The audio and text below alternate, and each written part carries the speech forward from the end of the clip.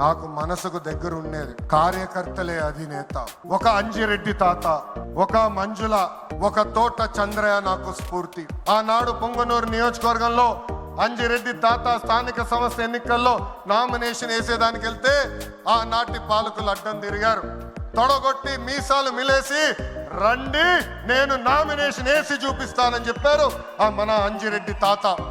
Booth లో rigging జరుగుతుందని booth కెళ్ళి కూర్చుంది మంజుల. ఏకంగా మంజుల గారు ఉంటే బూత్ రిగ్గింగ్ జరగదని ఆమె పైన దాడి చేశారు. రక్తం గారుతున్నా భయపడలేదు. చివరి ఓటు పడే వరకు, ఈవీఎం బాక్స్ కి తాళం వేసే వరకు ఆ బూత్ లో నిలబడింది మన అక్క మంజుల. ఇంకా తోట చంద్రయ్య గారి గురించి ఎంత చెప్పినా తక్కువే. మనందరం చూసాం, నడి వీధిలో ఆనాటి పాలకులు తరిమి తరిమి కొట్టారు. ఏకంగా డివైడర్ పెట్టి కత్తిని గొంతుకు పెట్టారు. ఒక్కసారి వాళ్ళ నాయకుడికి జై చెప్పమంటే జై తెలుగుదేశం, జై చంద్రబాబు నాయుడు అని చెప్పి ప్రాణాలు పోగొట్టుకున్నాడు తోట చంద్రయ్య. ఈ రోజు నేను ఈ సభాముఖంగా గర్వంగా చెప్తున్నా, ఆంధ్ర రాష్ట్రంలో ఎప్పుడు జరిగిన విధంగా తోట చంద్రయ్య కొడుకు కూడా ఈ రోజు మన ప్రభుత్వ ఉద్యోగం ఇచ్చింది.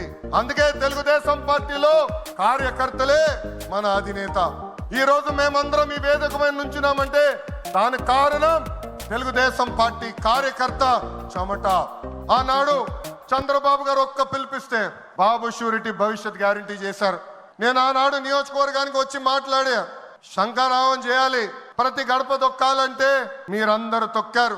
అందుకే కార్యకర్తలందరూ చెప్తున్నా, నాయకుల చుట్టూ తిరుగుతాం కాదు, ప్రజల చుట్టూ తిరగండి, మిమ్మల్ని ఎత్తుక్కుంటా వస్తుంది ఈ తెలుగుదేశం పార్టీ. కార్యకర్తలే తెలుగుదేశం పార్టీ బలగం. దేశంలో ఏ ప్రాంతీయ పార్టీకి లేని విధంగా 1 కోటి మంది సభ్యత్వం, 1 కోటి మంది కుటుంబ సభ్యులు ఒక తెలుగుదేశం పార్టీకే సొంతం.